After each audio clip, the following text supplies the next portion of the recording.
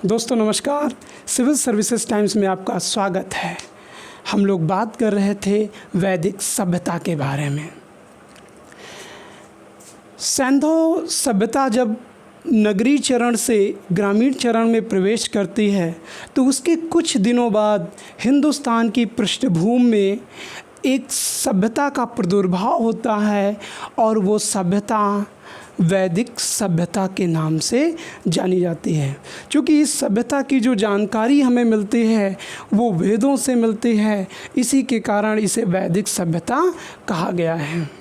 इस सभ्यता को डेवलप करने वाले आर्य थे, तो आर्य कहाँ से आए थे, कौन थे, इन सारी चीज़ों के बारे में हमें जानकारी करना आवश्यक बन जाता है। तो दोस्तों, यदि वैदिक सभ्यता के बारे में हमें विस्तार से जानकारी करना है तो हम उसको कई पार्टों में बांट देते हैं। इनमें सबसे पहले हैं वैदिक काल के अध्ययन के स्रोत, यानी वैदिक काल को समझने के लिए हम कौन कौन से स्रोतों को इस्तेमाल किए हैं। फिर आर्य कहाँ के निवासी थे, इसके बारे में हमने पीछे भी क्लास में बता चुके हैं। उसके बाद हम लोगों ने वैदिक साहित्य के बारे में पढ़ा था और इसके बारे में हम लोगों ने डिटेल से जानकारी ले ली है। आज हम लोग बात करेंगे वैदिकोत्तर साहित्य के बारे में। तो वैदिकोत्तर साहित्य क्या है, इससे आपके एग्ज़ाम में चाहे जो भी एग्ज़ाम दें कोई ना कोई क्वेश्चन यहाँ से आता है। तो आप इस टॉपिक को बहुत ही ध्यान से समझिएगा तो आपको बहुत अच्छे से समझ में आएगा। तो आज हम लोग बात करते हैं वैदिकोत्तर साहित्य के बारे में।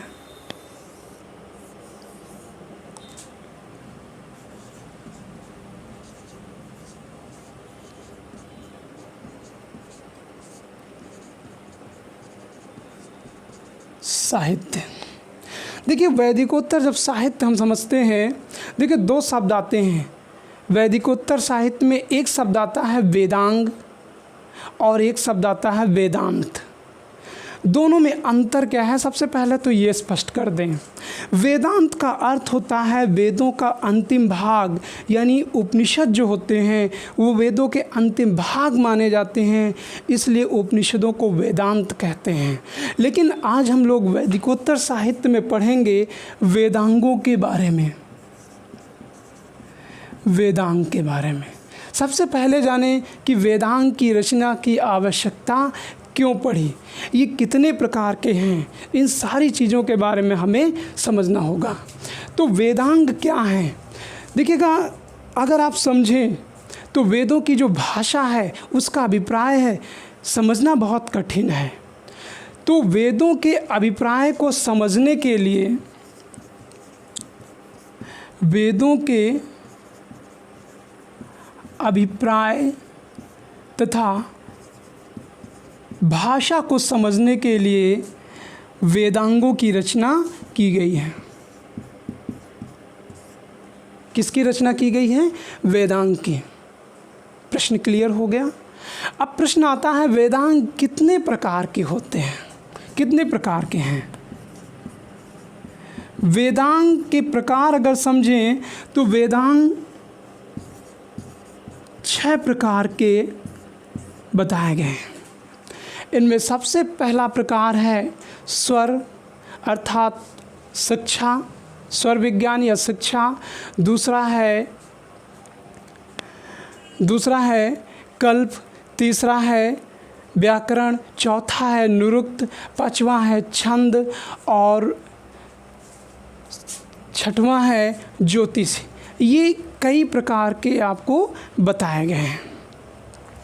तो प्रत्येक प्रकार के बारे में हम चर्चा करेंगे।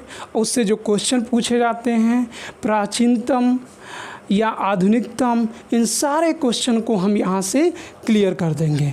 तो वेदांग कितने प्रकार के होते हैं, 6 प्रकार के। क्यों बनाया गया वेदांग, तो वेदों की अभिप्राय तथा भाषा को समझने के लिए वेदांग की रचना की गई। तो सबसे पहला जो आता है वो होता है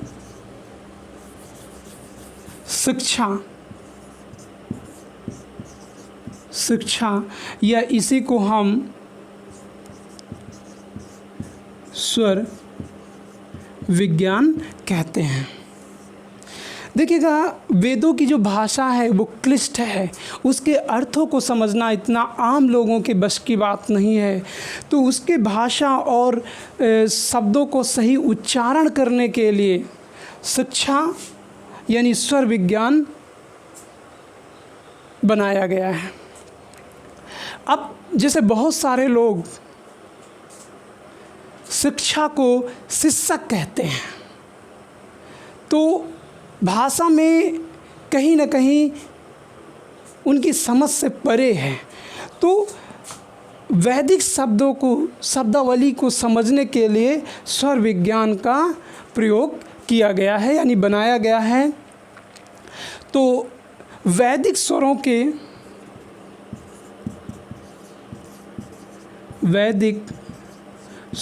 के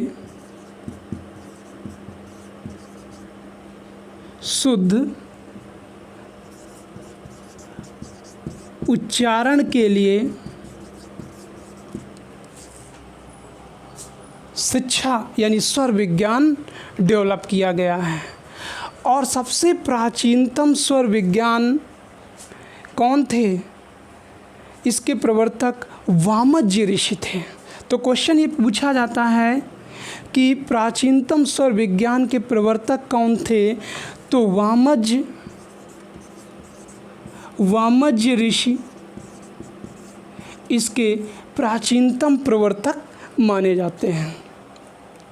तो पहला स्वर विज्ञान हो गया वेदांत के बारे में। उसके बाद हम दूसरा वेदांग पढ़ते हैं, और दूसरा वेदांग में आता है कल्प। कल्प का अर्थ है धर्मानुष्ठान, यानी धर्म यानी जिनकी रचना सूत्र शैली में की गई है वो कल्प कहलाते हैं। और कल्प के 3 भाग बताए गए हैं। इनमें सबसे कल्प को 3 भागों में बांटा गया है। इसका पहला भाग है स्रोत सूक्त। स्रोत सूत्र। अब स्रोत सूत्र क्या है? तो इसमें यज्ञ और विधि विधान का वर्णन है। इसमें किसका वर्णन है?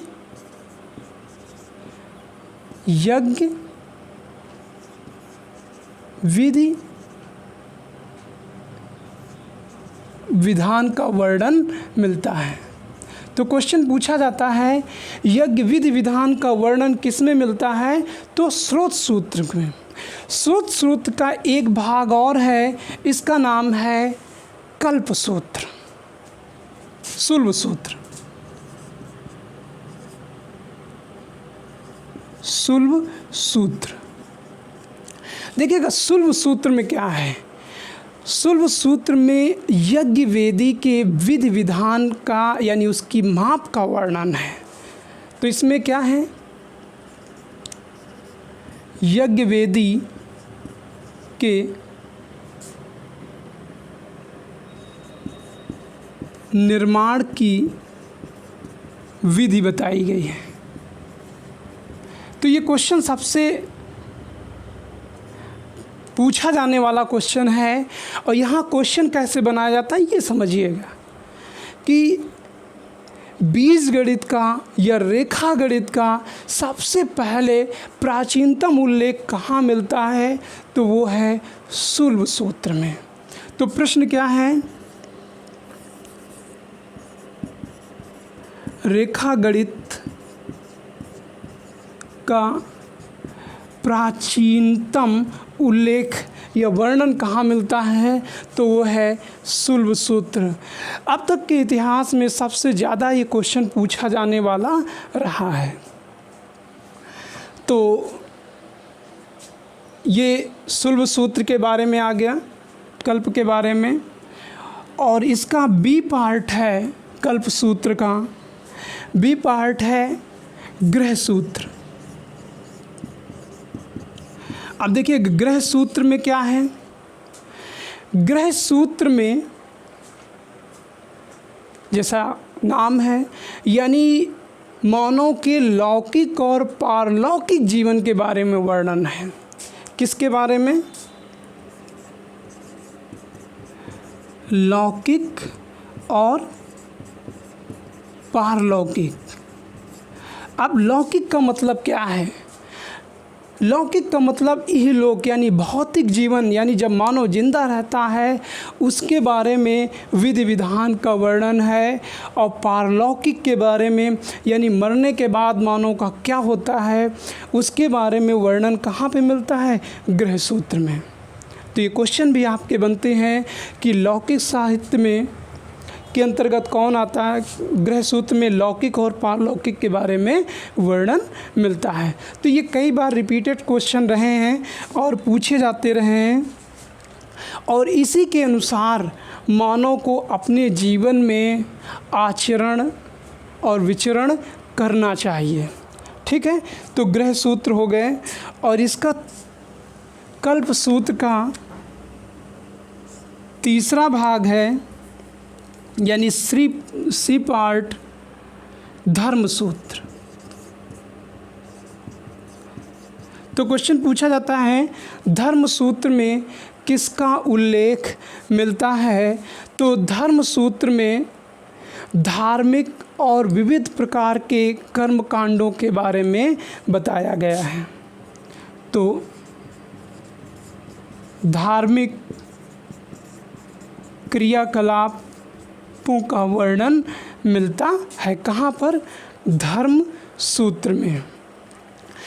तो बहुत कई सारे सूत्रकार हैं। इन सूत्रकारों के बारे में क्वेश्चन पूछा जाता है कि सबसे प्राचीनतम सूत्रकार कौन हैं या उसके बाद कौन कौन से सूत्रकार हैं। तो इन सूत्रकारों के रचना के बारे में पूछा जाता है। सबसे प्राचीनतम जो सूत्रकार हैं, सूत्रकार, इन सूत्रकारों को इधर क्रम से लिख देते हैं। सबसे पहला सूत्रकार है, क्रम से लिख देते हैं, सबसे पहले सूत्रकार हैं ऋषि गौतम। गौतम ऋषि ये सबसे प्राचीनतम सूत्रकार माने जाते हैं और कई बार ये क्वेश्चन पूछा भी गया है कि सबसे प्राचीनतम सूत्रकार कौन है। दूसरा है बौधायन।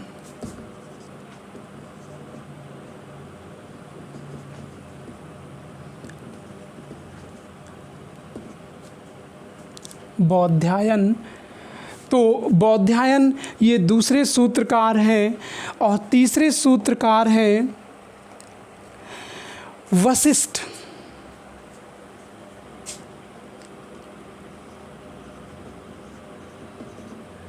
तो ये क्रम भी पूछा जाता है। यह तीन नाम दे दिया, उनमें पूछा जाता है कौन से सूत्रकार इसमें नहीं है। तो ये तीनों सूत्रकार हैं। चौथे एक और सूत्रकार हैं आप स्तंभ। आप स्तंभ ये भी एक सूत्रकार हैं। और पांचवें सूत्रकार हैं सांख्यायन, अश्वलायन।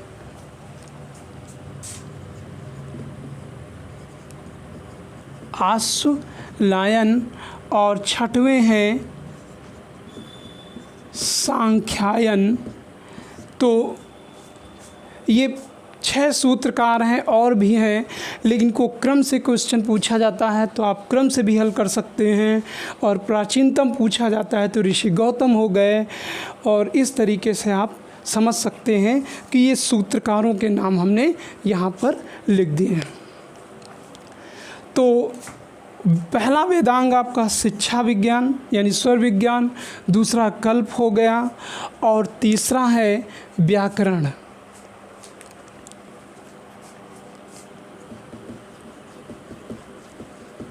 तीसरा आपका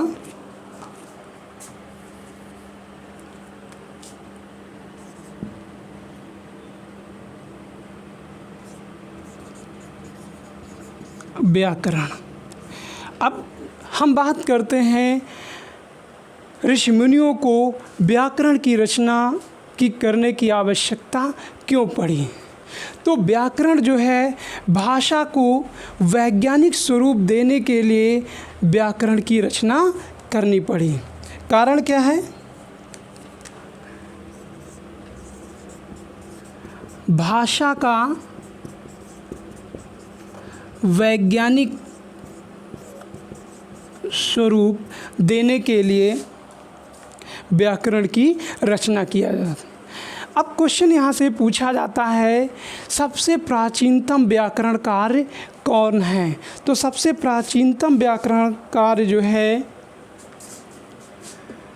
3 नाम है। सबसे पहला पाणिनि, और इनकी जो व्याकरण है वो अष्टाध्यायी है। अष्टाध्यायी। तो क्वेश्चन ये पूछा जाता है अष्टाध्यायी किससे संबंधित पुस्तक है। तो अष्टाध्यायी ये व्याकरण से संबंधित पुस्तक है। दूसरा क्वेश्चन यहाँ से पूछा जाता है अष्टाध्यायी किसकी रचना है। तो ये पाणिनि की रचना है। तीसरा नाम आता है कात्यायन का, और कात्यायन ने जो व्याकरण लिखा है उस व्याकरण का नाम है वर्तिका। वर्तिका। तो क्वेश्चन ये पूछा जाता है वर्तिका किससे संबंधित पुस्तक है। तो वर्तिका व्याकरण से संबंधित पुस्तक है। किसकी रचना है। तो ये कात्यायन की रचना है। ठीक है। उसके बाद पतंजलि का नाम आता है।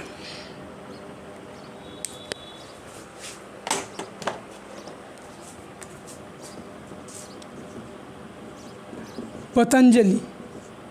और पतंजलि ने क्या लिखा है। महाभाष्य। महाभाष्य। तो महाभाष्य किससे संबंधित पुस्तक है। तो व्याकरण से संबंधित है। और किसने लिखा है। पतंजलि से। ये पुस्तकें बहुत पूछी जाती हैं। और एक बात यहाँ से एक क्वेश्चन और उठता है, और वो क्वेश्चन ये पूछा जाता है कि देखिएगा इन तीनों ऋषियों को मुनि त्रयी कहा जाता है। तो ये क्वेश्चन कई बार पूछा गया है कि मुनि त्रयी में कौन सा ऋषि शामिल नहीं है। तो पाणिनि, कात्यायन और पतंजलि ये 3 ऋषि को मुनि त्रयी के अंतर्गत रखा जाता है। ठीक है।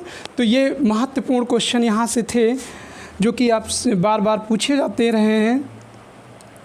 उसके बाद चौथा वेदांग आता है। चौथा वेदांग निरुक्त। निरुक्त का अर्थ है व्युत्पत्ति, यानी वैदिक शब्दों की उत्पत्ति कैसे होगी उसकी रचना के लिए निरुक्त की गई है। यानी किसके लिए। वैदिक शब्दों की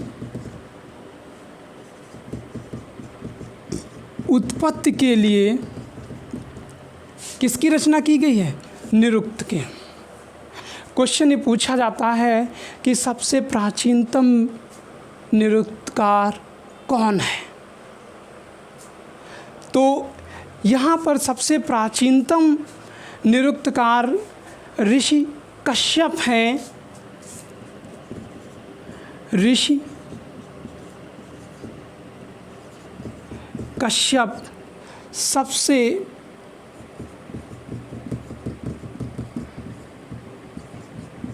प्राचीनतम निरुक्तकार हैं।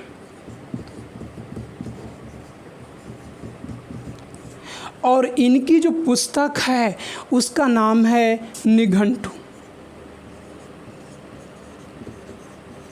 क्या नाम है। निघंटु। तो ये कई बार क्वेश्चन पूछा गया है निघंटु किसकी रचना है। तो ऋषि कश्यप है। लेकिन ये पुस्तक वर्तमान में उपलब्ध नहीं है। ठीक है। ऋषि कश्यप की जो पुस्तक है ये उपलब्ध नहीं है।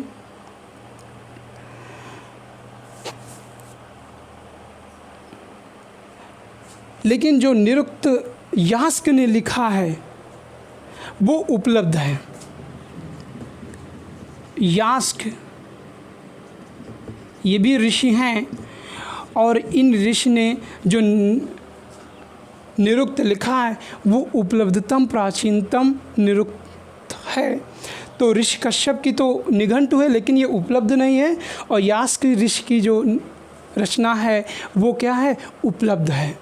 तो चौथा आपने निरुक्त के बारे में वेदांग देखा, और उसके बाद है छंद। पांचवा भाग है, पांचवा वेदांग छंद। सबसे पहले समझें छंदों की रचना क्यों की गई है। क्योंकि वेद जो है गद्य और पद्य दोनों में लिखे गए हैं।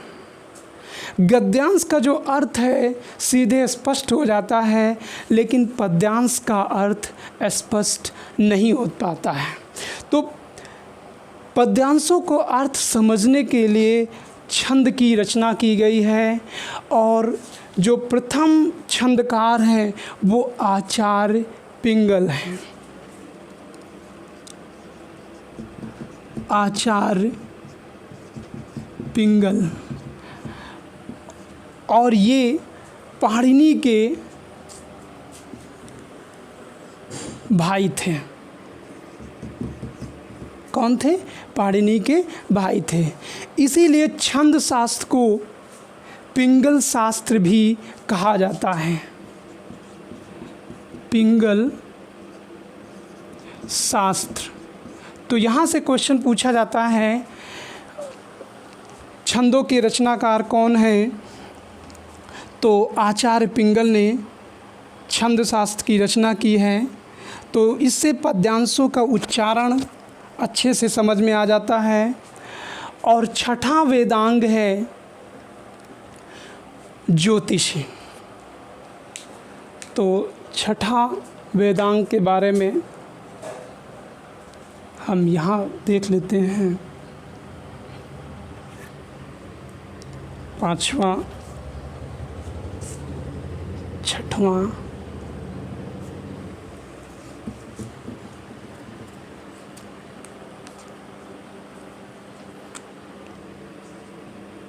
छठा है ज्योतिषी। तो ज्योतिष के बारे में क्या है, इसकी रचना क्यों की गई है, इससे क्वेश्चन कई बार पूछे जाते हैं। इसमें सूर्यमंडल और ब्रह्मांड के बारे में जानकारी मिलती है।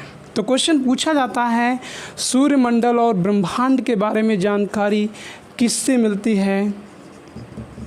सूर्यमंडल और ब्रह्मांड के बारे में जो जानकारी मिलती है वो ज्योतिषी से मिलती है। प्राचीनतम ज्योतिषाचार्य लगध मुनि हैं। प्राचीनतम ज्योतिषाचार्य कौन है? लगध मुनि।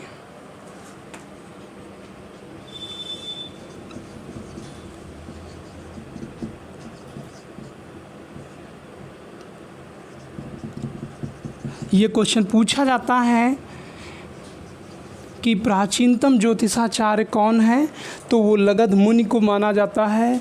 तो इस तरीके से यहाँ से क्वेश्चन पूछे जाते हैं।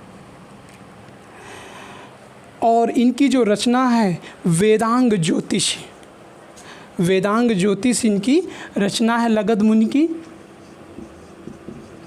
वेदांग ज्योतिष। तो ये आपका वेदांगों के बारे में ये जानकारी रही है। तो अगले क्लास में हम लोग स्मृतियों के बारे में समझेंगे, महाकाव्य के बारे में समझेंगे, पुराणों के बारे में समझेंगे। हमारे ख्याल से ये जानकारी आपको पसंद आई होगी। तो दोस्तों, यदि आपको अच्छा लगे आप मेरे चैनल को सब्सक्राइब करिए, लाइक करिए, कमेंट करिए। Thank you.